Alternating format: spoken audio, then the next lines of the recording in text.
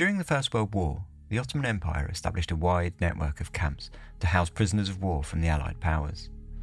Like most, the conditions were often poor, the treatment often harsh, and the complexes often established in some of the most remote, rural, and desolate landscapes. Yozgat was one such camp, comprising a small collection of buildings in a rural town commandeered by the Ottoman Army to house British officers. Whilst its conditions were not the harshest, nor its prisoners the most dangerous, it became the scene for one of the most bizarre tales of escape that the First World War, and just about any incarceration anywhere in the world, would ever see, involving buried treasure, a Ouija board, and an audacious pair of pranksters with a strong desire to get home. This is Dark Histories, where the facts are worse than fiction. Hello and welcome to Dark Histories, Season 7, Episode 8. I'm the host, Ben, as always. This week we've got a little longer episode, so I'm going to jump more or less straight into it. Do just want to give a quick heads up to any Patreon members. I'm currently organising a live stream for the end of this month, and I'll be posting about it on the Patreon towards the end of this week. So maybe like at the end of this week, you might want to check out on there and see the details if you're interested. But anyway, enough of that. As I say, this episode's a little longer, so we can try and get straight into it. This episode is called Escape from Yozgat, the Spooks of Jones and Hill.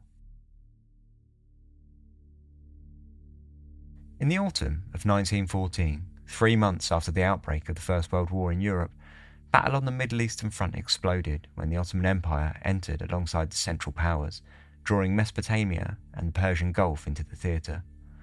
The British, in particular, had one eye on the territory under their own empire and one eye on the territory of the Ottomans, whilst the Russians had a vested interest in their own front. By the end of the year, the Persian Gulf was in the hands of the British and the Russians, and the march continued throughout 1915 and into 1916. Though the Entente forces did not have their own way all the time, with the Ottomans fighting back on several fronts, handing the British one of the greatest wartime losses that they had ever and would ever suffer at the Siege of Kut.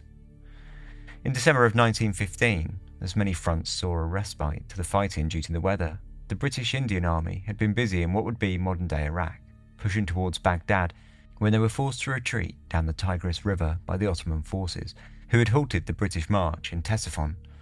The fighting had been hard for the British, and an almost 50% casualty rate had left them ineffective as an attacking power.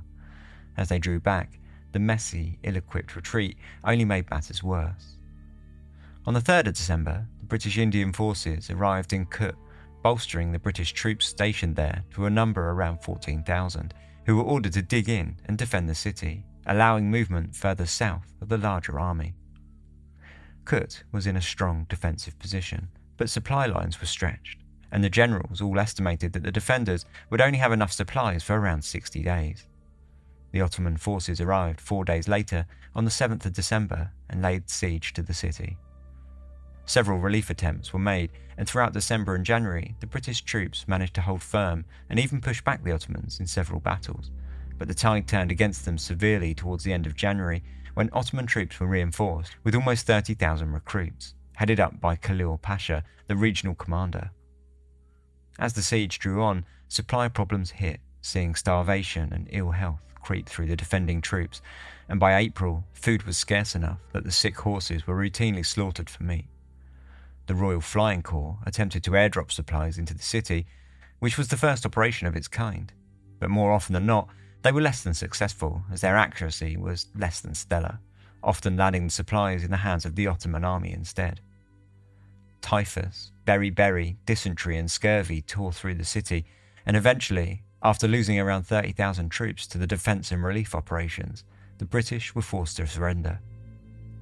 Immediately, command attempted to strike a deal for the release of the troops, which was promptly turned down by the Ottomans, who instead took around 13,000 prisoners, and after an immediate exchange of around 1,500, the remaining 11,500 were distributed throughout the prison camps of Turkey. The transportation of prisoners of war was a logistical challenge for the Ottoman troops, who were often ill-equipped in their own numbers and far from prepared to herd thousands of prisoners hundreds of miles. This lack of provisions, mixed with a healthy dose of cruelty only seen during wartime, led to what amounted to death marches across the empire. Prisoners were beaten and whipped in efforts to spur them forwards, and when those too sick to walk dropped to the floor, they were left to rot by the roadside. Numbers are difficult to pin down, but it's estimated that almost 65% of the captured British troops never made it home, having perished on the long walk north or in the camps shortly afterward. The prison camps of Turkey, of which there were 9 principal sites, were a mixed and complicated bag of conditions. Some lacked basic medical facilities and forced the prisoners to work to their deaths, whilst others were relatively comfortable in comparison, and those that wound up in a good camp often called their time there the hotel life. The Turkish commandants similarly differed in their brutality or compassion, and British troops of higher rank were treated significantly better than the lowly privates. Officers were not expected to work, and were even paid a salary, whilst others of the rank and file were ground into sickness and death in hard-working labour camps. Even the physical makeup of the camps varied considerably, and while some resembled a recognisable prison, others were a loose collection of buildings, commandeered by the Ottoman Army as something of a roughshod solution to the sudden influx of prisoners. Situated 4,000 feet above sea level, 5 days away from the nearest train station at Angora, sat the prison camp of Yozgat, a hodgepodge mix of detached buildings, including schools, hospitals and old family homes. It had taken its prisoners 2 months of solid marching to arrive, eating nothing but rock-hard biscuits made more of dirt than of anything edible, and drinking stagnant puddle water. At times the trek had been interspersed with short train rides or, for those lucky enough to have had anything left to barter with, a donkey ride, but for most, the march was almost entirely made on foot. Once they arrived at their destination, at the end of June 1916, they found that Camp Yozgat, though suffering from a continuous scarcity of supplies, was relatively comfortable in comparison to many other camps. And though the floors were solid stone and the rooms completely unfurnished, officers weren't expected to work, and those in Yozgat were afforded a few luxuries in that they were able to move around in the camps with a degree of freedom, as well as stage Christmas pantomimes and play hockey. At least, they were allowed this once the vast collection of disease and sickness they had suffered throughout the siege and march had finally receded. Visually, it was little familiar to a prison at all. There were no high walls or barbed wire fences around the camp to keep anyone from attempting to escape, and though there were sentries posted to keep watch on the perimeter, they spent most of their time sleeping. Instead, the commandant, an elusive middle-aged man named Bimbashi Kiazim Bey, threatened violence against those left behind if anyone did try to escape. This created a good deterrent, and the desolate, rural location did the rest. The landscape surrounding Yozgat was a bleak wasteland. Jagged mountains made up the horizon, lying on the distant edge of 350 miles of rocky desert in all directions. Once full of life, deforestation over the centuries had led to harsh environments, with freezing, snow-filled winters seeing temperatures plummet to -5 degrees centigrade. In the summer, the air dried out to a constant 30 degrees centigrade, baking the mud in the ground and creating a dust bowl that would dance on the unhindered winds. A march from the camp undertaken by a prisoner, especially one who would undoubtedly be entirely under-equipped, would have been one of almost guaranteed suicide. Second Lieutenant Elias Henry Jones was just one of the 100 British officers that arrived in Yozgat that June. Time stood still for Jones, whose wife had escaped back home with his child many months prior, and now all he had ahead of him were many dull evenings, which needed to be filled with something to keep himself occupied and his mind from slipping into madness. Fortunately for Jones, he would come up with a novel way to do exactly that, though it was, perhaps, helped along with just a tinge of madness. Born in Aberystwyth, Wales, in 1883, Elias Henry Jones was the eldest of 6 children. His father was a Welsh philosopher and his mother a Scottish housewife. His father had originally left school at 12 years old and apprenticed under his own father as a cobbler, but when he won a scholarship to the Glasgow University, with one eye on becoming a clergyman, he left Wales, graduated from university, attended Oxford, and eventually returned to help establish the University of Wales and campaign for affordable education. In 1891, he took a post in a Scottish university, moving the whole family north, including Elias Henry, who went on to study psychology, Latin, mathematics and history at Glasgow University. Following a master's degree at Oxford, He practiced as a barrister and, like all good colonial British of the time, took his services east, moving to Burma and working as a magistrate. In 1913, he returned to Wales to marry his childhood sweetheart, the daughter of a prominent bacteriologist, and they soon took off in order to settle and start their family back in Burma. When the war rolled round 2 years later, Jones volunteered as a gunner in the British Indian Army Reserve of Officers. His regiment's early successes in Mesopotamia saw him promoted to second lieutenant before they wound up in Kut, where he was captured after the fall of the siege that saw so many rounded up by the Ottoman Army. The near 2,000-mile march to Yozgat had been hard on him, but his reasonably high rank had proven to be a huge boon. Now in the camp, he was forced to room with 7 or 8 other officers, all of which were paying rent to the Ottoman government for the privilege. Their amenities included razor-thin walls with little resistance to the weather and a pit that was never emptied for the whole camp to use as a toilet. A month after their arrival, a further contingent of soldiers arrived, including the young officer Cedric Waters Hill. Cedric Waters Hill was born in 1891 in Queensland, Australia. He attended Brisbane Grammar School, where he was considered a sluggish student but good-natured and honourable. After graduating, he apprenticed on a sheep farm in New Zealand with an engineering firm related to the machinery of sheep shearing. Returning to Queensland, his love of flying began rearing its head, and he built several gliders, a hobby that was only one step less eccentric than his other pastime of learning magic tricks, an interest that had struck him after seeing a conjuring show by the American magician Nate Leipzig.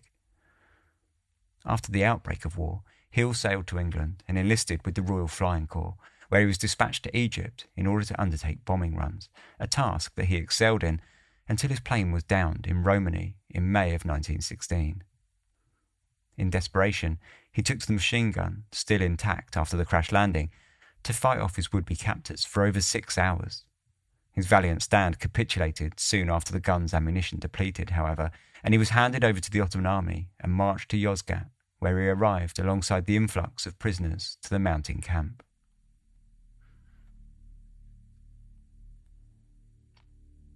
Soon after their arrival to Yozgat, the prisoners found that food became almost as scarce as their supposed salaries from the Ottoman government, which had not been paid since before the march to camp.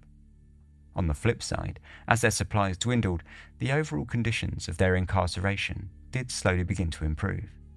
For the first month or so of their stay at Yozgat, the officers had been under a strict lockdown, but bit by bit they had been afforded the ability to go out into the camp's surrounding grounds for short walks under an armed guard. As the likelihood of any of the officers escaping dwindled, so too did the Turkish captors' enthusiasm for keeping them locked up, and soon the prisoners were allowed to visit local bazaars to buy and cook their own food. Before long, a full-scale camp economy had evolved, as carpenters built furniture from packing crates, cobblers mended shoes, and weavers darned holes in uniforms. Ways to pass the time were created from junk, including a roulette table built from an old door, and when decks of cards became available, countless nights were filled with games of imaginary high-stakes gambling. To call it a normal life was perhaps a bit bold, but over time a sense of camp normality emerged, and life wound on under this guise of everyday banality. One of the problems that became easy to overlook, given the host of more immediate issues, was the ability of the prisoners to receive communication from the outside world. Post came sporadically, and months on end could pass without anyone receiving word from home at all.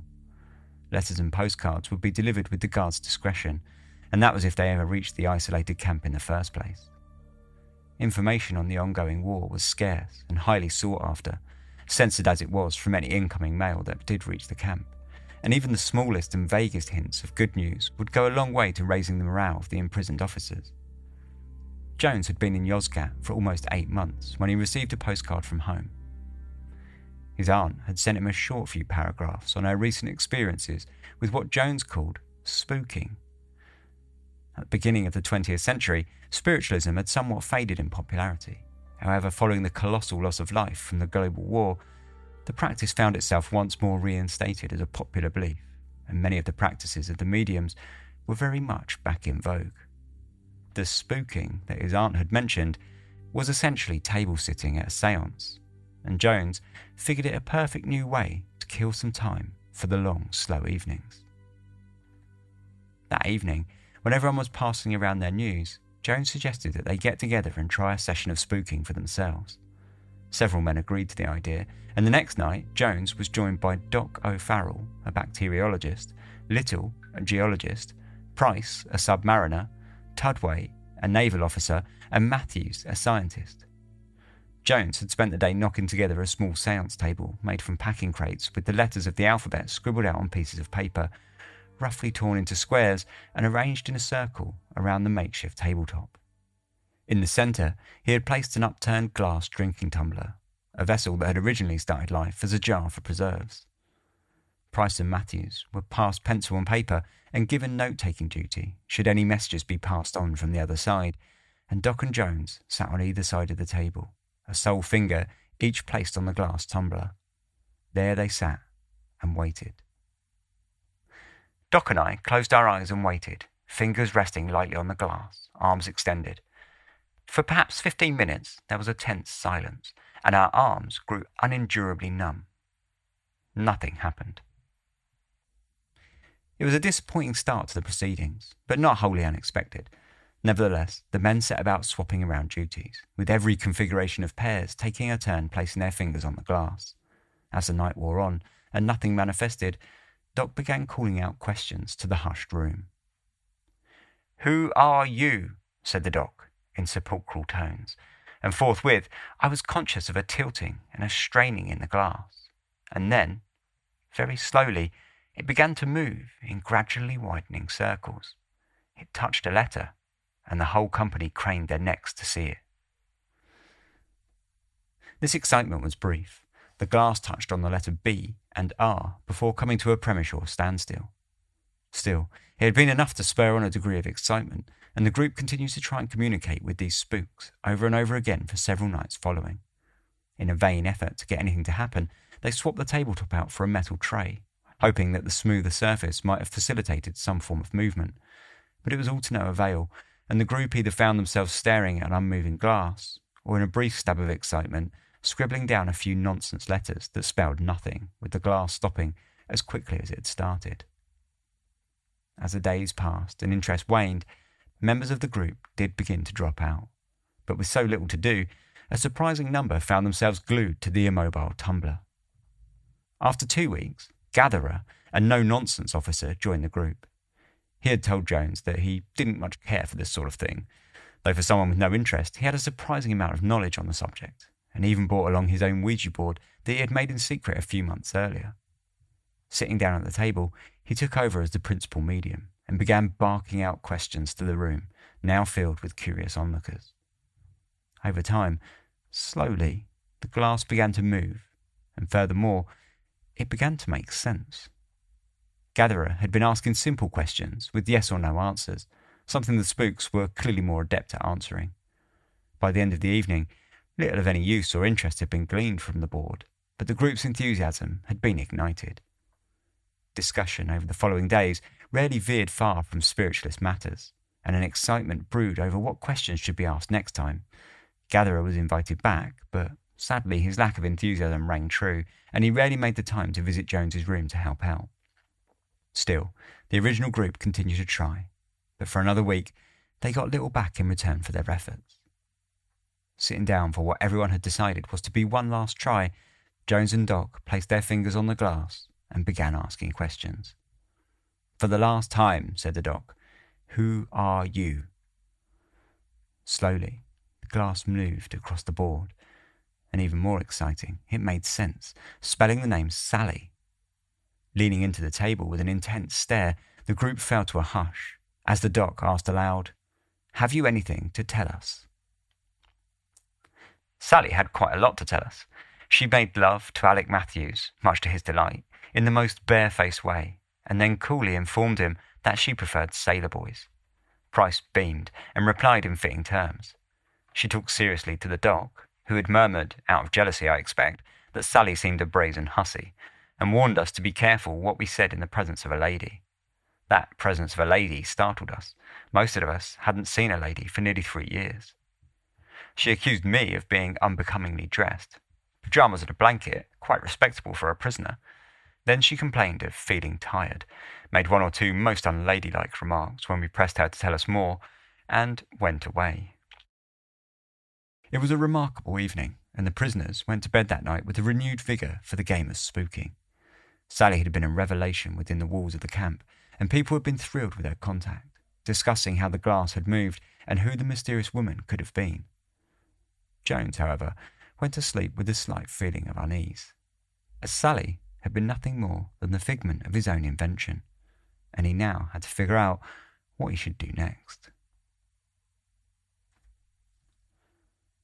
Following their successful contact with Sally, Jones's imaginary spook, the camp erupted with fresh chatter about the séances.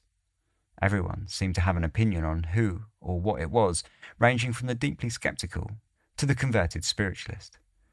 Either way, in the vacuum of information that was the prison camp, the new messenger was seen as a breath of fresh air, and enjoying it himself, Jones decided to stick with the ploy for a few more days, and then come clean to the group, taking his punishment in good nature. The following night, Doc and Jones sat back down and once again spoke to the spooks. This time, Sally was joined by several other characters. In order to cover himself from suspicion, Jones blamed the movement of the glass on Doc, who naturally pointed the finger straight back at Jones, creating a nice bit of confusion amongst the onlookers, who were still not sure what to believe. When Gatherer came back to see their progress a few days later, he tried to speak to the spook, who promptly told him to go to hell. Affronted by the unruly spirit, he up and left in a huff. But for Jones, the rejection of Gatherer to the séance was an important exercise in transferring authority to the spirit world and converting his audience to true believers. As the days ticked by and the séances grew ever more interesting, Jones slowly realised how big his little game had got on him. What he had started as a bit of fun had become an important aspect of people's lives overnight. So desperate to forget their situation, people were vulnerable, and Jones had unwittingly tapped into a deep subconscious desire. He had offered an escape, and everything had gotten quite out of hand. The spooks were a decidedly jovial lot. They kept us in touch with the outside world. We walked with them down Piccadilly, we dined with them in the Troc, and tried to hear with them the music of the band. We conversed with Shackleton on his South Polar expedition, with men in the trenches in France, and with ships on the wide seas. From cabinet meetings to the good-night chat between Beth Grieg and her girlfriend, nothing was hidden from us. There was no place to which we could not go, nothing we could not see with the spook's eyes or hear with his ears. A successful night at the spook board was the nearest we could get, outside our dreams, to a breath of freedom. We forgot our captivity, our wretchedness, our anxieties, and we lived joyously in the fourth dimension. Caught up in this awkward position, Jones decided not to confess and to keep the fraud running for as long as he could. Besides, he was no longer the only one at it, and as word had spread of what had been going on at their séances, other groups had started their own spiritualist circles, with one group, run by a pair of officers known as Bishop and Nightingale, getting results over in one of the outbuildings known as Hospital House, who, much to Jones's amusement, had been in contact with the enigmatic and quite non-existent Sally. Whilst people spent their days debating the nature of the conversations they had been having, Jones spent his days plotting how to keep everything under his hat and inventing new conversations he could hold at the table that night. He suggested pairing himself with other members of the group, and when they sat down and placed their fingers on the glass, he either spout nonsense or he didn't move the glass at all.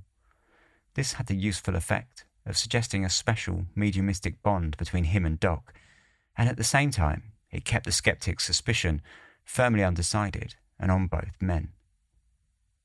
A series of tests were devised by the most sceptical, who wanted a bit more proof before they were willing to believe everything that Jones and the Doc were pushing. Until now, Jones had been relying on his memory to recall the positions of the letters on the board, even when he was blindfolded. But in order to help him get through the coming trials, he carefully notched the edges of the tabletop, allowing him to feel out his position relative to the letters, no matter what situation was thrown his way. Jones put on a convincing display, and when the testers suggested it was nothing more than a complex memory trick, he offered them to try it for themselves under the same conditions. All had a go, and all failed miserably at replicating Jones's show, which led them to the resignation that if it was a trick, then it was difficult enough to have required a significant amount of practice, something which everyone knew was an impossibility within the camp. With the skeptics dropping their suspicions considerably, Jones then worked on converting the entire camp to his spiritualist experiment. He began taking questions from the growing audience members, and he essentially taught himself how to cold read, asking leading questions and having people create their own stories that he would be all too happy to embellish once they had given up enough information.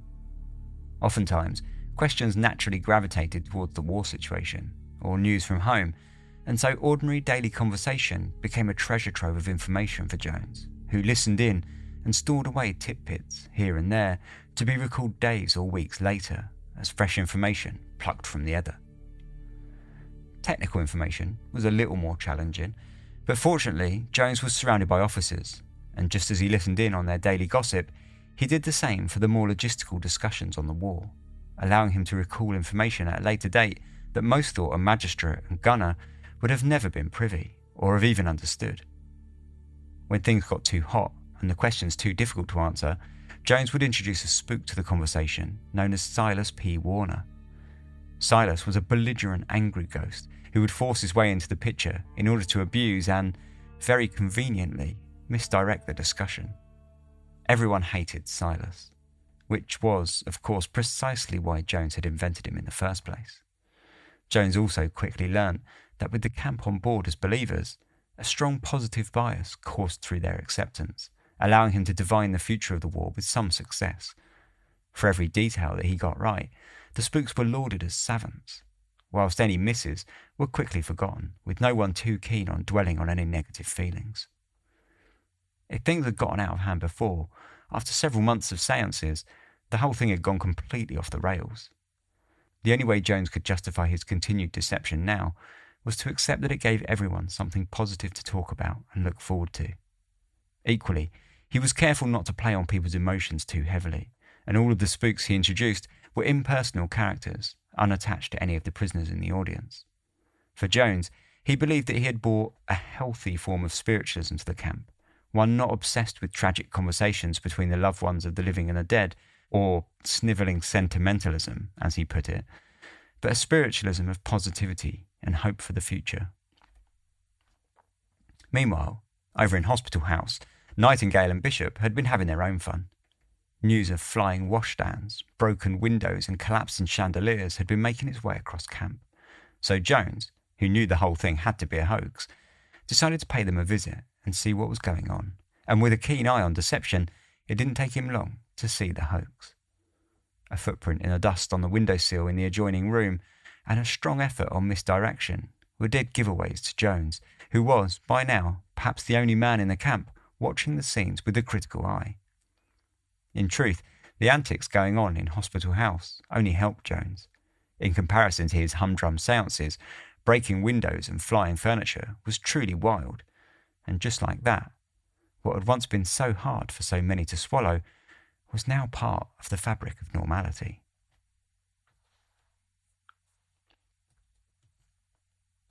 With all the fuss being made throughout the camp surrounding the seances, it wasn't long before the authorities caught wind of something strange happening. At the top of the chain was the camp commandant, Bimbashi Kiazim Bey, a tall middle-aged officer who was keen to make the most of the soft position that he had been given to wind down his military career. Carrying an injury and with greying hair, he kept himself out of the public eye and had little to do directly with the camp's inhabitants, preferring to rule from the shadows, and for the first several months he did not even make himself seen. All communication went through the camp interpreter, Moise Eskenazi, otherwise known to the British as Pimple. Pimple was a young man around 20 years old, especially short of stature, and was constantly squinting through a thick pair of pince-nez due to being incredibly short-sighted. Universally disliked in the camp, he spoke Turkish, French, German and English, and his best trait, as far as the British were concerned, was the ease in which he would accept a bribe. If anyone wished to speak with the commandant, or the commandant wished to make any orders known to the camp, everything passed through Pimple. And so it was that Pimple found himself approaching Jones to ask him about spooks. Curious about what Jones had been doing at the seances, Jones invited Pimple to tea to explain the situation, or, at least, a version of the situation. Unsure of any endgame, Jones felt sure that at the very least the camp authorities threw up a new challenge, and if he could assert a degree of authority over them the same way that he had managed with the other prisoners, he might be able to curry some favour or gain some advantage with the guards. That night, he sat down with the interpreter and explained how, whilst he was stationed in Burma, he had been captured by a group of headhunters and had made a bargain with a local witch doctor who had taught him the knowledge of his magical powers, including the ability to read minds. Pimple was, fortunately for Jones, a fairly superstitious young man, and he seemed to buy the tale outright, handing over a list of questions before he left that he wanted Jones to ask the spirits during his next séance. The questions were asked, and the answers produced by the spook, who, with the great satisfaction of all, spent plenty of time ribbing Pimple.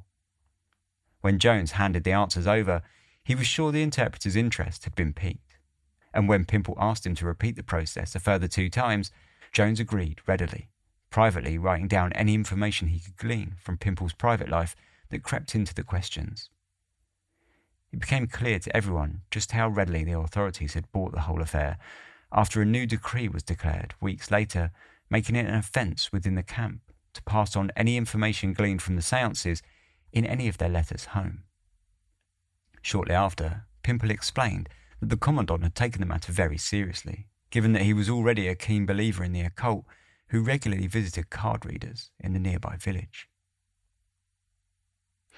Jones's new spiritualist empire did hit a speed bump only 2 weeks later, however, when a contingent of 28 new rank-and-file British military showed up at the camp, forcing a third building, an old schoolhouse, to be opened as part of the camp, and the original spooking group to be split up, including the all-important Doc, who went over to the schoolhouse. This put an abrupt end to Jones's spooking, though Nightingale and Bishop continued on over in their own building. Aware that the whole thing was a fraud, Jones approached the pair in August that year to both admit his own hoax and learn more about their version. It turned out that Nightingale and Bishop were directly analogous to Jones and Doc, in that Bishop had no idea what was going on and was little more than a pawn in Nightingale's game. Nightingale had gone one step further than Jones, however, by recruiting another officer, Cedric Hill, who would manifest all manner of physical phenomena, such as the broken window from before, whenever Nightingale signalled to him. After the mutual confessions were given up, Jones then let Nightingale in on his new plan. To hook the commandant and have him dancing to the prisoner's will, though to call it a plan was perhaps a bit of a stretch. For now, at least, Jones suggested that they keep up with their spooking, and hopefully an opportunity would arise for them to spring a trap of some kind. As luck would have it, just such an opportunity arose within the month, when 2 officers found an old revolver buried in the grounds. The 2 officers, Cochrane and Lloyd, had been out on the hockey pitch when they had come across a leather strap half buried in the dirt. Digging it up, they found the strap was attached to an old Smith & Wesson Armenian service revolver, completely rusted now and out of commission, but perhaps valuable within the peculiar camp economy nonetheless. Scribbling it away, the 2 officers took it back to their room and tucked it away under the bed, speaking of it only in whispered tones. Days later, Pimple approached Jones tentatively and asked him, in a slightly self-conscious tone, whether or not Jones's spook had the ability to unearth buried treasure. Jones hedged his bets and asked him if he wanted spirits to help him find an Armenian treasure. This greatly impressed Pimple, who coughed up a host of information about how they'd been digging all over the schoolhouse garden. Jones assured him it would be a difficult task, but agreed to grant him a séance over in Hospital House a few days later, when the moon would be at its most amenable, and immediately he set about devising a plan to capture Pimple and the commandant. The initial problem that Jones could see was that by fooling Pimple, he would place himself in an awkward position. He wanted to stitch up Pimple and hold a fake séance, but he needed to do it in such a way that wouldn't bring suspicion back down upon his nor Nightingale's everyday séances with the other inmates. The best solution he could come up with was to involve the other inmates in the deception, explaining to them that he wanted to trick Pimple exclusively. Fortunately, with the disdain the majority of the camp held for the authorities, they were perfectly on board with playing a practical joke, without questioning Jones's mediumship on any other level. Jones told the prisoners of a plan that made the deception perfectly obvious to those in the know, and then went to visit Nightingale in secret to devise an entirely different plan that would keep his original efforts well concealed from anyone watching from any similarities in the practices.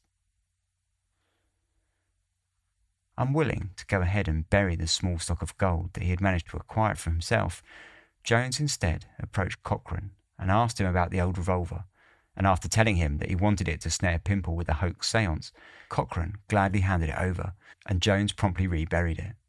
Then, on the evening of the seance, he explained via the spook that the treasure was likely to be guarded by arms, before dramatically standing up and leading Pimple around the grounds in a full-blown fake trance, chanting Welsh poetry and scattering wood shavings into the wind.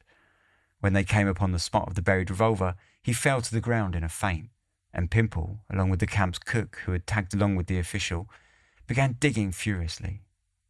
Uncovering the revolver, their enthusiasm multiplied, and Jones and the rest of the prisoners watched on all day with much satisfaction as the interpreter spent the entire evening slaving over digging an enormous trench in the ground in search of imaginary treasure. At the end of the day, Pimple had found no gold, but he had seen enough to believe that Jones was a powerful medium, much to the officers' delight.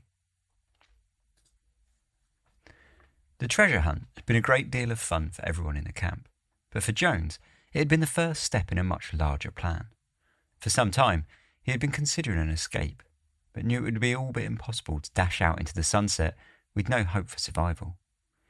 He knew also that any plan along those lines would have led to severe punishment for anyone left behind. Instead, he needed to come up with a plan that would make his captors compliant, or at least implicate them in the plan. And though it was in its earliest stages, Jones felt pretty confident that it would be the Spooks that would help him in this process. The Pimple had been visiting Hospital House frequently since the treasure hunt to partake in further seances, and night after night, Jones had been using the Spook to abuse him regularly. When Pimple finally lost his temper with the mouthy spirits, the Spooks threatened him and told him that he would suffer for his outburst. That night, Jones poisoned his cocoa with a dose of calomel, giving him a serious gastric problem later that night. Afterwards, Pimple was convinced in the Spook and almost entirely subordinate to its demands. He sought the mysterious buried treasure still, but the Spook was making him wait, primarily because Jones wanted to draw out the Commandant himself, who was proving much trickier than he had hoped. A game of patience was underway, and Jones was made to wait several months before he was finally summoned to the Commandant's office for an audience with the man himself. In a risky move, Jones suggested that he already knew why the Commandant had called for him, and he told him that he knew all about the murdered Armenian and the buried treasure, and of how the Commandant wanted his help to find it via the aid of his spirit guides. Stunned, the Commandant admitted as much, and the two swore to a pact of secrecy in order to protect both men. Jones asked for one simple favour: to enlist a second medium and the help of several others to act as assistants.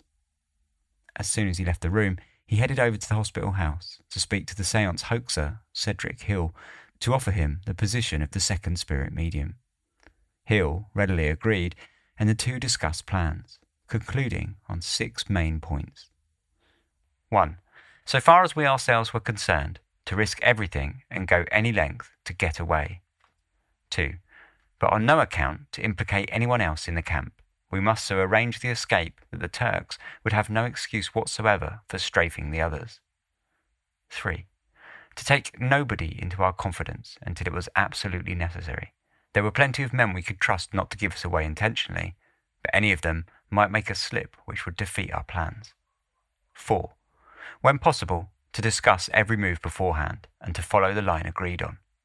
5. If circumstances prevented such discussion, Hill was to follow my lead blindly, without question or alteration. And 6. If, or when it came to a bolt across country, Hill was to take charge. The two men shook hands and began plotting their great escape.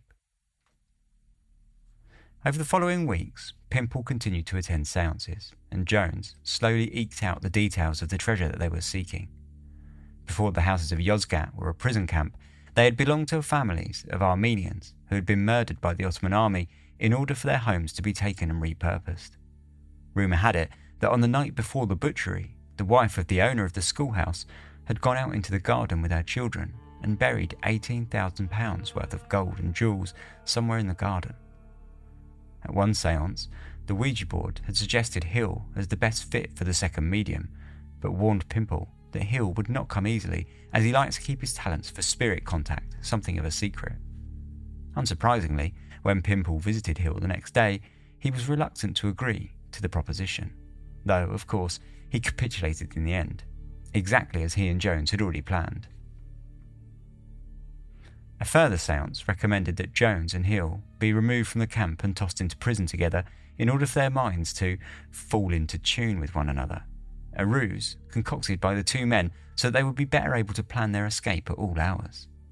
This suggestion didn't go down particularly well with the commandant, who was unwilling to risk his own position in the camp by showing favouritism, and so it fell to Jones and Hill to get themselves thrown into prison for real.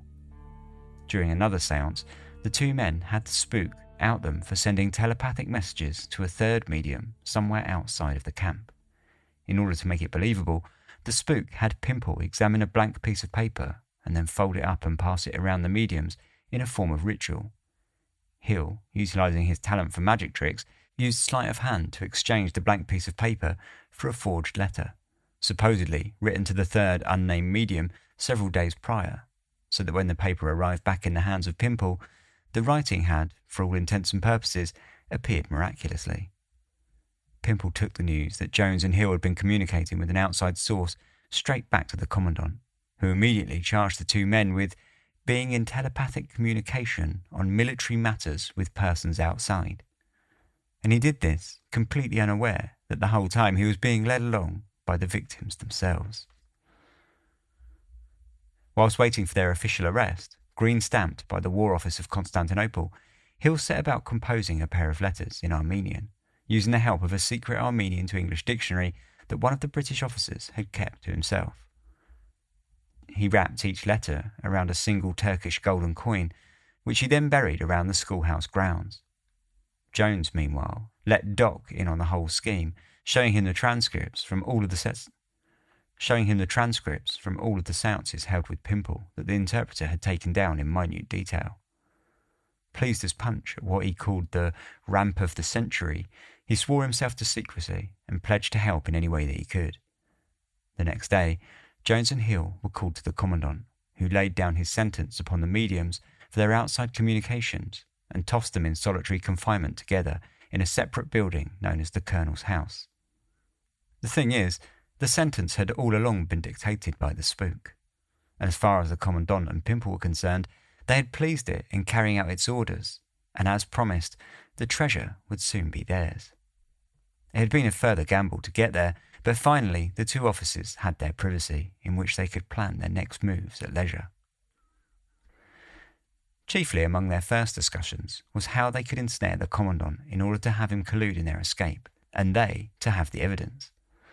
They were well aware that in order to save his own skin, the commandant would happily throw Pimple under the bus, along with every other official at Yozgat.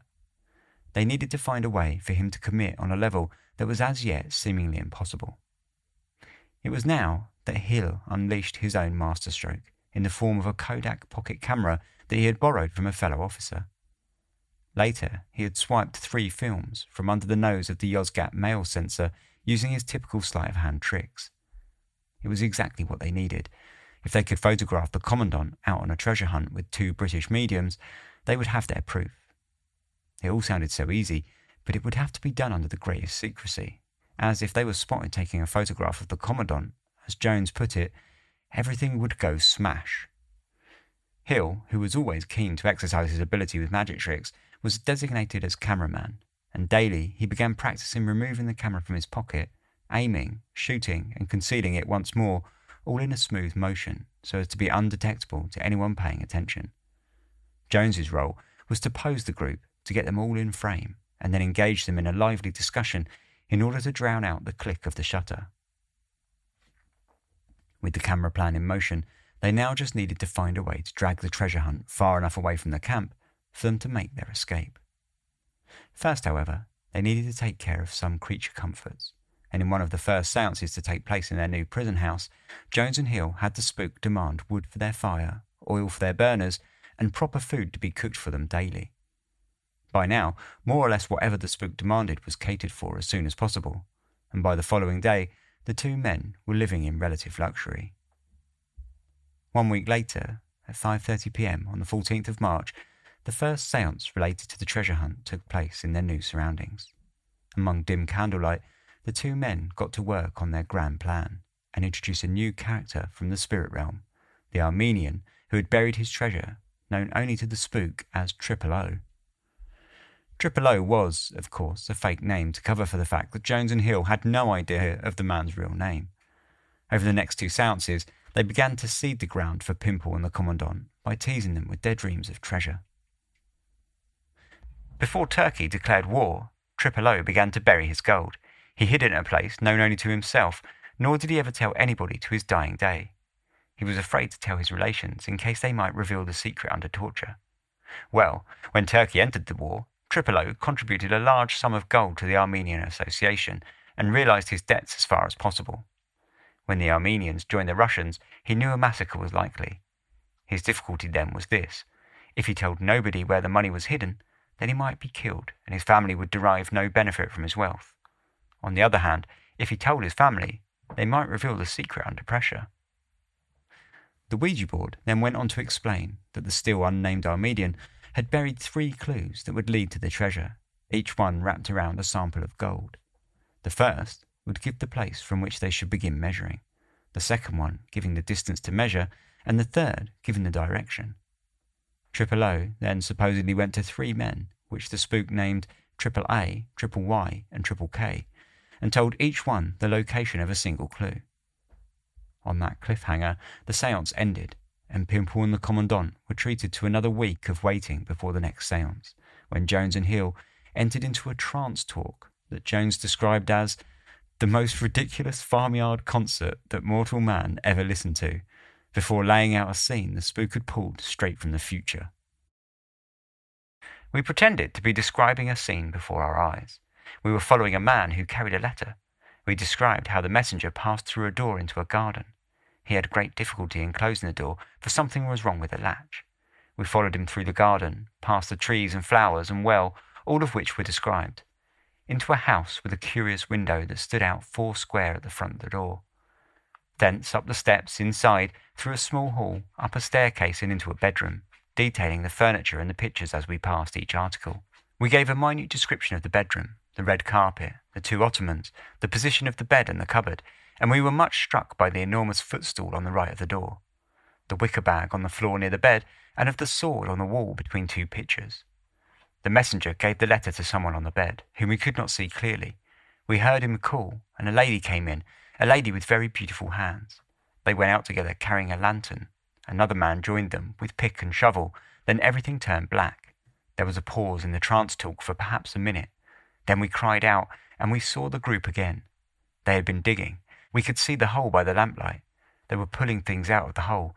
Boxes they looked like. Yes, boxes. The man with the pick raised it above his head and smashed open a box. And gold, gold, gold. We said that so loud and so suddenly that together the Pimple leapt to his feet. Then blackness again, and a reversal of the opening proceedings. We lapsed first into the unknown tongue, and thence through the guttural sounds to the groans and the little farmyard grunts with which we had begun. The house that they had described, that the spook explained as being in the future, was nothing less than the Commandant's house, once described to Jones by Doc, who had visited him on several occasions whilst acting as a doctor. Pimple was beside himself with joy. As far as he was aware, neither Jones nor Hill could possibly have known what the Commandant's house looked like, and they certainly could not have described it in such rich detail. Now, all Pimple and the Commandant had to figure out was how they could attain the future gleaned to them by the spook. Jones and Hill explained that they must gather as much information as they could from 3 men, AA, AAA, Triple Y and Triple K. The latter 2 were easy enough to contact, they said. They were already dead, and so it was a simple matter of conversing with them through the spirit board. Triple A, however, gave rise to a particular difficulty in that he was still alive and working as a businessman in Constantinople. This, the spirit had explained previously, would cause significant difficulty, as the mediums would need to be near to him in order to read his thoughts successfully without interruption. Fortunately, he did travel around for his work from time to time. Adalia, Tarsus, Alexandretta and Damascus were all cited as possible locations. All, not coincidentally, far away from Yozgat. For now, Triple Y and Triple K became the centre of the treasure hunt.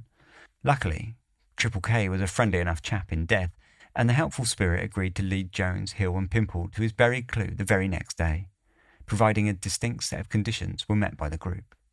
Chiefly was the condition that only those physically present at the digging up of the clue would be allowed a share in the treasure, thus forcing the commandant to make an appearance.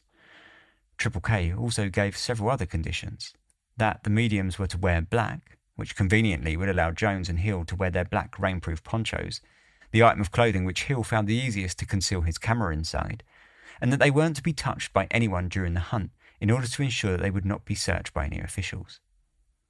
Unfortunately, bad weather put an end to the hunt before it began, as the poor conditions were not at all conducive to photography. Therefore, Jones and Hill had the spook advise postponement until nicer weather, owing to the fact that the mist in the air would have made the spook difficult for the mediums to see, given that he was quite misty himself. Unbelievably, the officials continued to buy this nonsense, and they agreed to wait until the weather was brighter. 5 days later, at noon on the 31st of March, with the sun shining in full, the hunt for Triple K's clue began.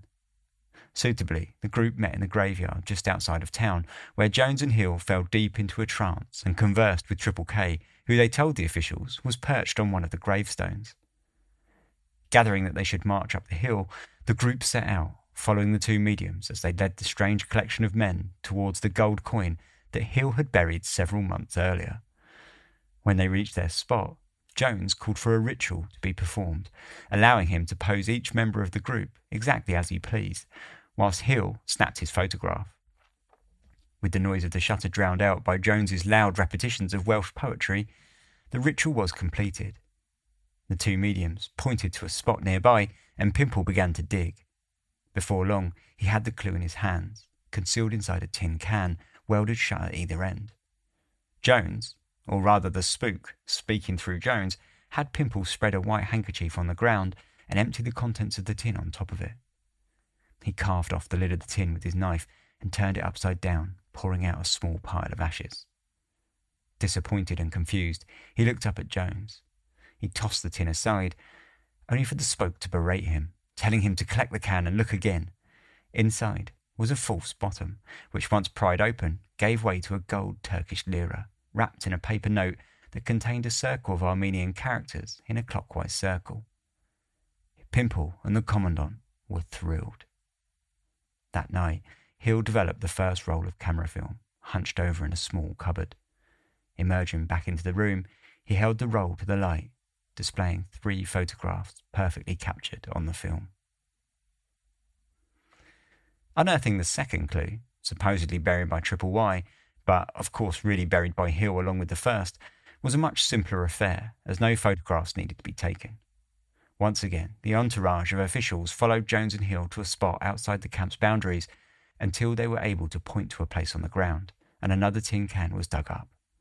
Once more, they found a gold lira inside, wrapped in a piece of paper just like the first, with a series of Armenian characters written down. Both clues were put together, and with the spook's help during a séance, Pimple and the commandant were able to solve the ciphers, translating the Armenian letters and spelling the words south and west in the first clue. The second was a number that needed the aid of a compass, which Jones and Hill planned on stealing at the first opportunity. The two successful searches had reinforced the officials' confidence in Jones and Hill and their skill in mediumship, and they were now entirely caught up in the web of lies conjured by the fictitious spook. Therefore, when the spook suggested that Jones and Hill should meet with Doc face-to-face for medical assistance, he was ordered to visit the two men immediately. Whilst there, Jones slipped in the camera film with the damning photographs of the commandant along with the camera itself, as well as full copies of Pimple's records of the séances to date. Now came the difficult process of uncovering the third clue from the fictitious and living AAA. Naturally, their early attempts were all foiled by the distance, hampering any efforts of telepathic communication that Jones and Hill were able to muster with the aid of the spook. All of this effort was enormously strenuous to the mediums, the spook warned Pimple. It even carried the very real risk of turning the mediums crazy from the strain, but nevertheless they would forge on with their efforts. In truth, the threat that Jones and Hill might be turned crazy from overexerting themselves with long-distance telepathic communication was nothing more than a backup plan should the Commandant not see fit to allow the treasure hunt to go ahead several hundred miles from the camp as Jones and Hill had hoped. For now, they would stick to Plan A, and during the next séance, the spook deemed it necessary to remove the mediums from Yozgat, a situation which Jones and Hill feigned objection to under the guise that they were receiving fine treatment where they were and that they did not even wish to leave the camp at all. In a ridiculously acted-out night of drama, Jones and Hill carried out a spiritual attack in order to show the threat of communicating with AAA from such a distance, helping to conclude for the Commandant that the only plan was to move the mediums out of Yozgat after all. With some excitement, Jones and Hill began planning their great escape.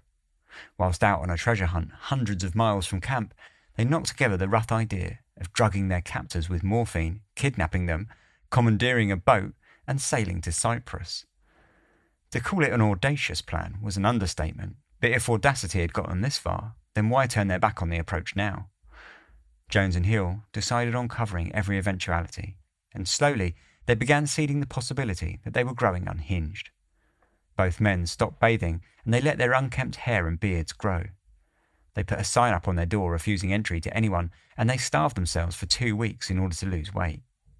Under the guise of going on a treasure hunt, close enough to Constantinople that they could communicate with AAA, but far enough away from the town to be advantageous as a relaxing holiday that would hold the secondary benefit of allowing the struggling mediums to recuperate after their telepathic exertions, the spook suggested that they travel someplace far from Yozgat, nearby the sea.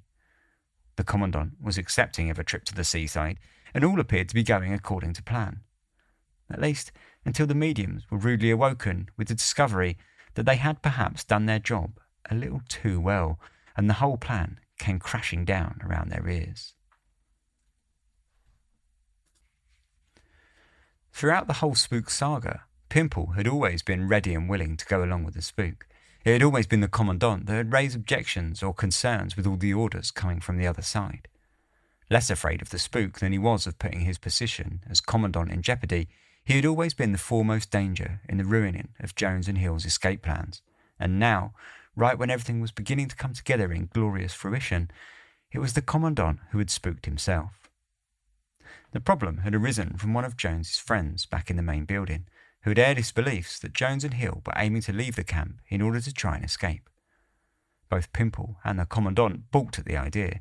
Firstly, the two men had been looking more and more bedraggled with every passing day, and secondly, they knew the real reason for their excursion, and they knew that the treasure hunt was the absolute priority of everyone involved, including the two mediums. But still, what the man had said had made him worry.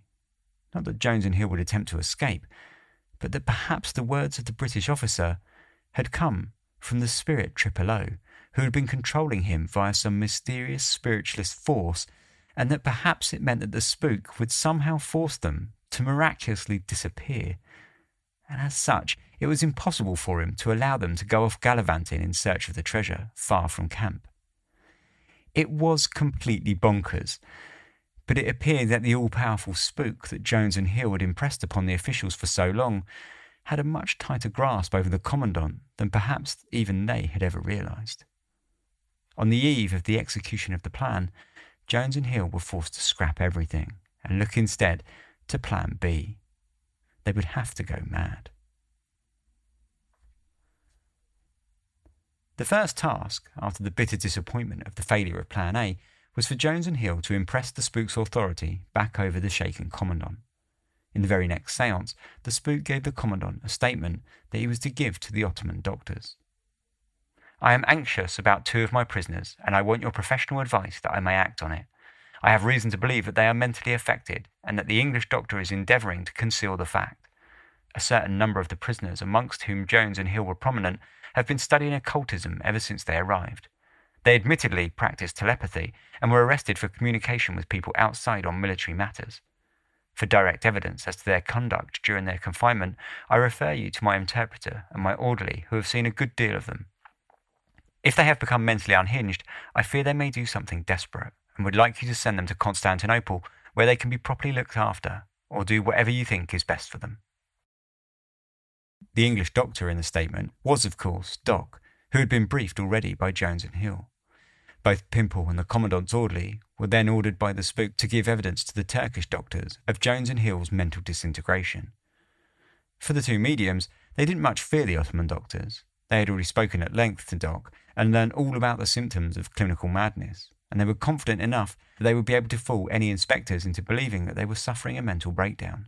They then wrote a letter in scrawled, sloppy handwriting addressed to the light of the world, the ruler of the universe and protector of the poor, the sword and breastplate of true faith, His Most Gracious Majesty Abdul Hamid of Turkey, insisting that the entire camp was involved in a conspiracy against them and was trying to poison their food. For the next 3 weeks, they ate only bread and drank only tea and gave up entirely on their appearance, so that when the date of their assessment rolled around, they looked every bit as sorry as they had hoped. On the morning that the doctors were due to arrive, the room that Jones and Hill had locked themselves up in was a fetid pit of unspeakable filth. The doctors spent as little time as possible examining the men. Jones spent the entire time scribbling on a stack of paper, tossing completed pages to the floor, and when asked what he was writing, he told the doctors that it was a plan to abolish England after the war was over. He also explained that his father had been trying to poison him by putting toxins in his mail. Hill, on the other hand, sat motionless in the corner the entire time. For several hours, he had been huffing a pipe relentlessly in order to make himself sick from the nicotine, and he had achieved the effect fantastically. Shortly after their visit, the doctors concluded, on official documents, that Hill was clearly suffering from melancholia, whilst Jones had a derangement in his brains. They were both ordered to be sent to Constantinople for treatment at the first opportunity. That evening, the Commandant asked the spook to draft a telegram that he could send to Constantinople concerning the delivery of Jones and Hill. The very next day, Constantinople sent a short telegram back agreeing to the transfer. Jones and Hill, via the spook, had got their trip away from the camp eventually, though it had not been quite as they had first envisaged. At 10 a.m. on the 26th of April, a horse and cart arrived at Yozgat to collect Jones and Hill and take them to a hospital in Constantinople. The journey was going to be tough for the mediums, who would be forced to keep up their feigned madness for the entire duration of the trip. Despite the inability to use their homemade Ouija board during this trip, Jones explained to Pimple of how he would still be able to communicate the spook's wishes to him via the twisting of a button on his coat. And then, on the second day, he had the spook explain that he was going to control Jones and Hill and have them hang themselves during a stopover in order for their diagnoses to be taken seriously once they arrived in Constantinople. It would be up to Pimple to rescue them from their otherwise fatal end. With the orders from the spook given, the two mediums carried out the sham hanging to the best of their abilities, having spoken with Doc back at Yozgat about how best to tie the knots in the rope so as to avoid any accidental strangulation whilst they waited for Pimple to free them. To anyone desirous of quitting this mortal coil, we can offer one piece of sound advice.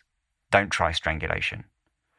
Than hanging by the neck, nothing more agonizing can be imagined. In the hope of finding a comfortable way of placing the noose, we had both experimented before leaving Yozgat, but no matter how we placed it, we could never bear the pain for more than a fraction of a second.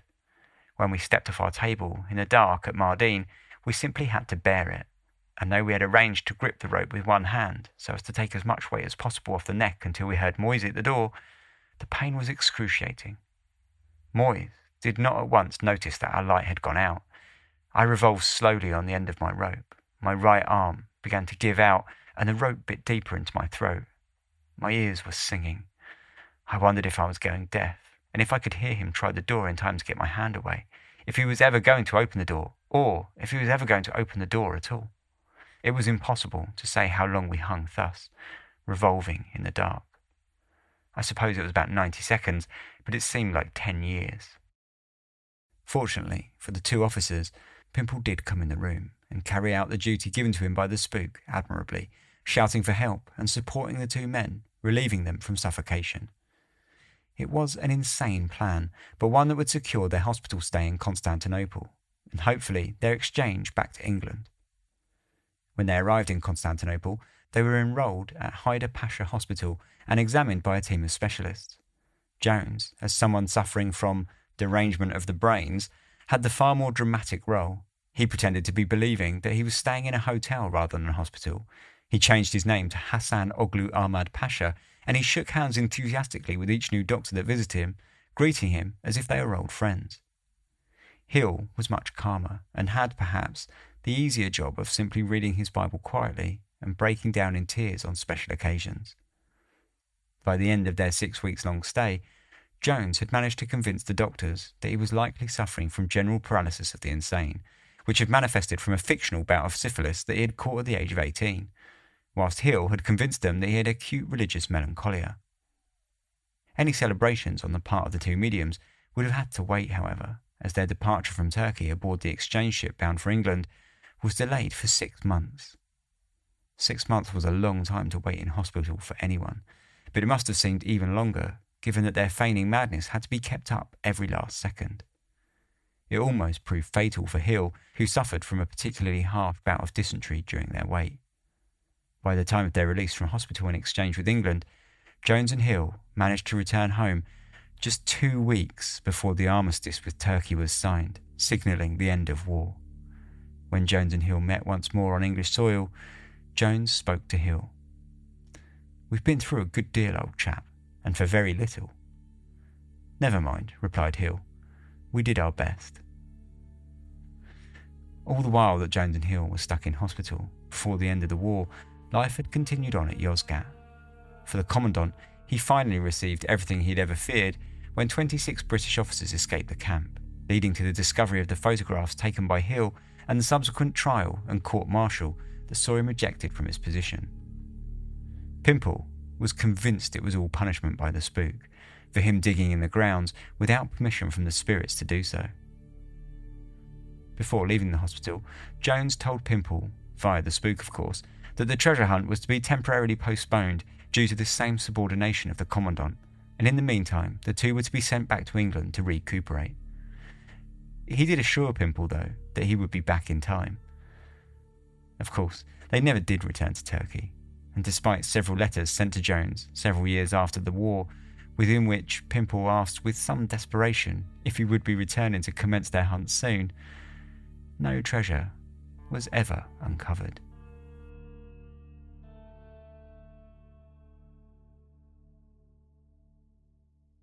So that was the frankly truly bizarre story of Jones and Hill and their escape from Yozgat.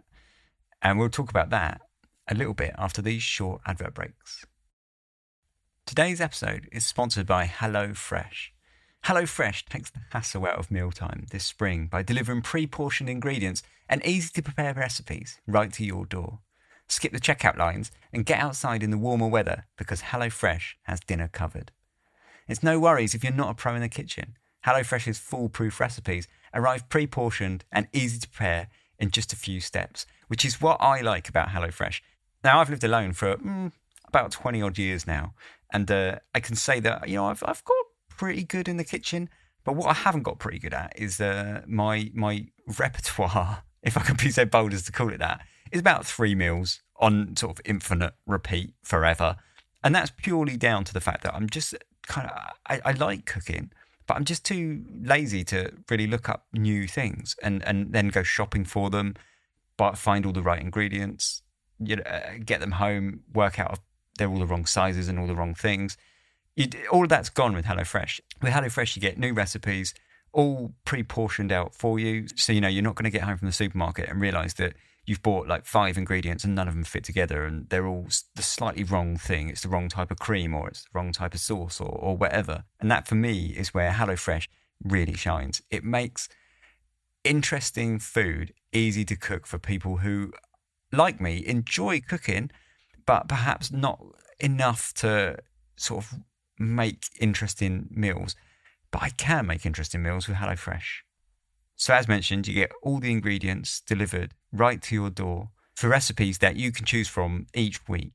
If you're interested, go to hellofresh.com/darkhistories50.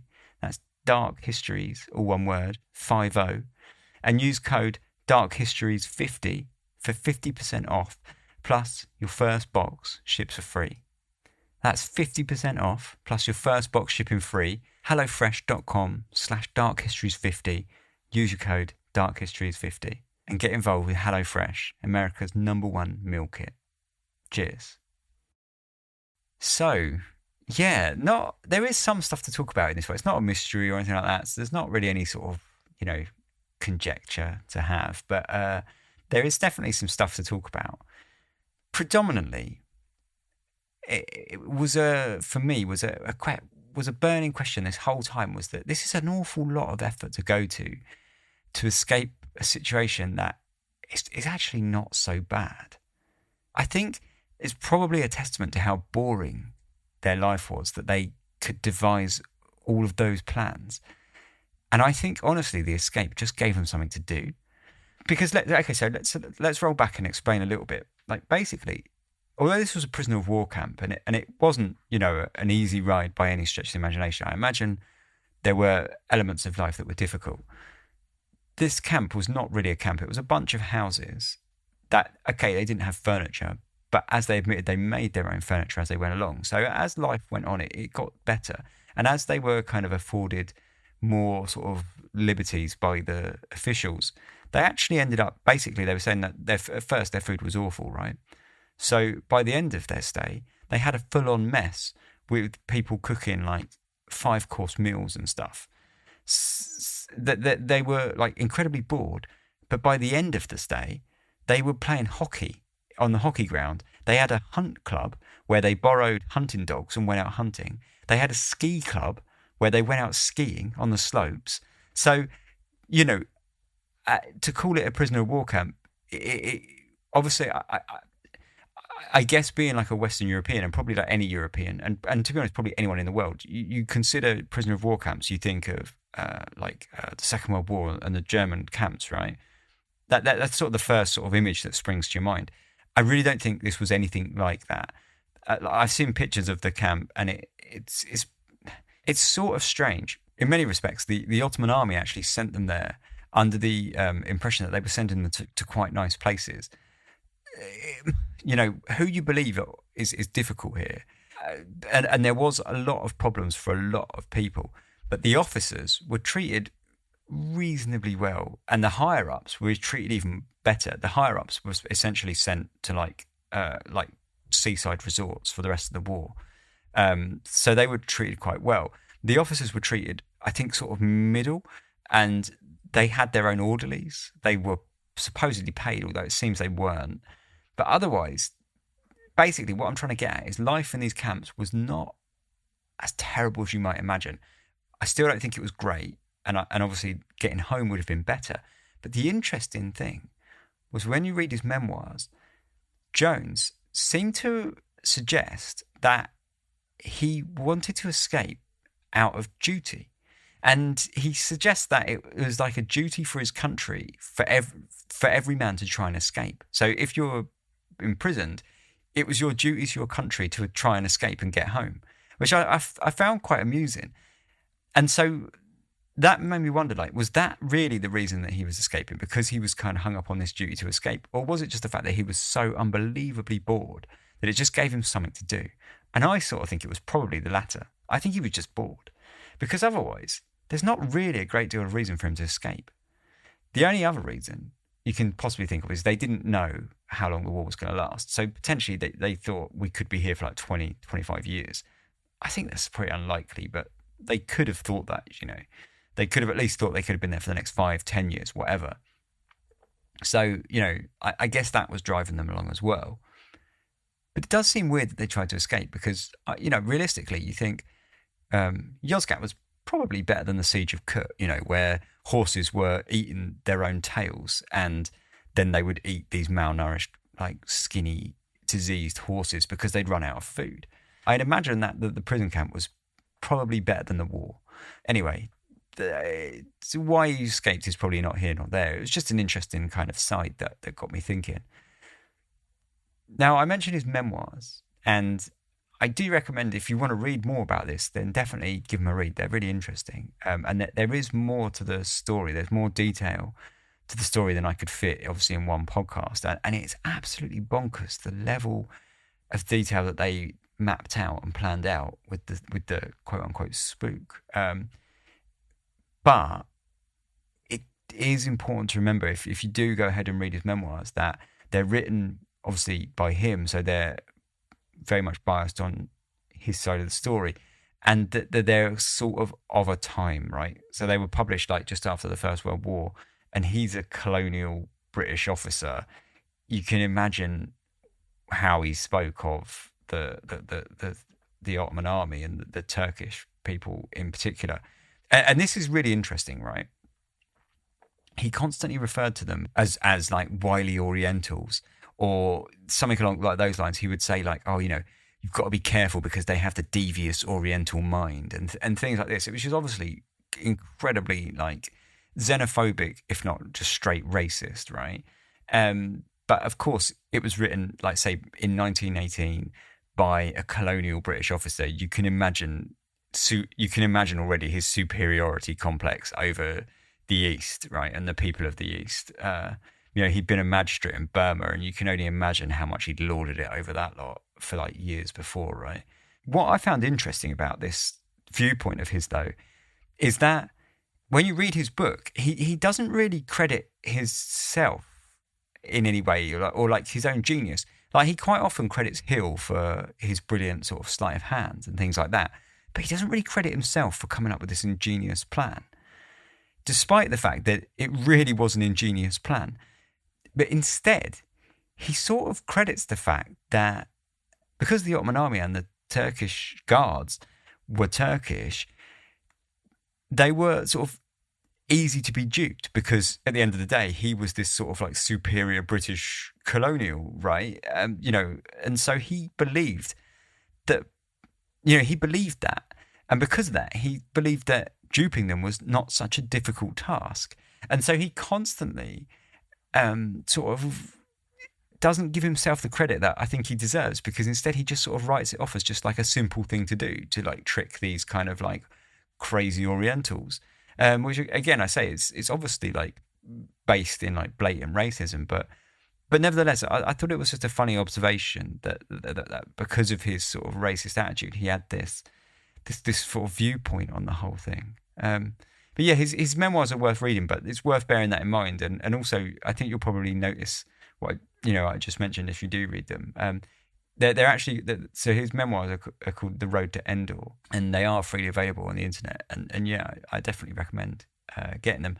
And I think if you do read them, so the last sort of point that I want to talk about, I guess, and it's not really a big deal, but sort of knocks on slightly from what I just mentioned, is that Pimple in the story, and I might be wrong about this, but I feel that there was a kind of endearment between Jones and Hill, or at least Jones and Pimple. Certainly there was endearment between Pimple and Jones. And after the fact, Pimple wrote Jones some letters. He wrote him like 3 letters, and Jones never replied to them. And the letters are asking him, and the letters are, for the most part, sort of desperate attempts to get Jones to find out if Jones was ever coming back to Turkey to help him find the treasure. Because unbelievably, like everybody in this situation believed that the spooks were real right until the end, even when the truth was staring them right in the face. And many times Jones actually told people straight, I made this up, and they still didn't believe him and were like, nah, there must have been something to the spooks. But anyway, back on track. In these letters, Pimple asked Jones not only about the treasure, he asked him, how he was doing, and he showed like what I sort of felt was like genuine concern over Hill's conditions and things like that, and wanting to know that Jones and Hill were both sort of safe and sound. And like you say, part of that could be because he obviously wanted them to come back to Turkey, and he wanted them to be safe and sound so that he could be rich and all powerful when he finds this treasure.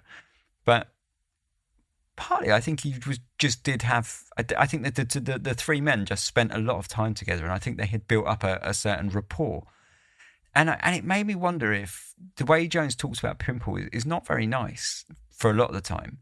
And it's only sort of like between the lines that you read this endearment into it. And so I wonder if it came back to the fact that because he's this kind of colonial old racist that has to sort of like, keep up appearances, especially when he's writing about his captors, I wonder if he sort of talks about Pimple in this mean way because he feels he's got to keep up this kind of racist appearance, And in fact, he genuinely did have a sense of endearment for him. I don't know. Or maybe just absolutely hated him because he was, an official in Yozgat. I don't know. So anyway, but that was just an interesting little aside that I found when I read the memoirs anyway. And yeah, maybe you'll sort of find little interesting bits like that as well if you read them. Aside that, that's about that. I do want to say just a quick thank you to the Turkish community who work in my local shop, who I visited a couple of times to ask pronunciation of things and also to find out about Yozgat and the area and stuff like that. And they gave me some really interesting information about the area, like, personal information about the area. So yeah, thanks very much to those guys. I know one of them actually does listen to the podcast on occasion, but probably I'm just throwing this thank you into a black hole, but it's the thought that counts, isn't it?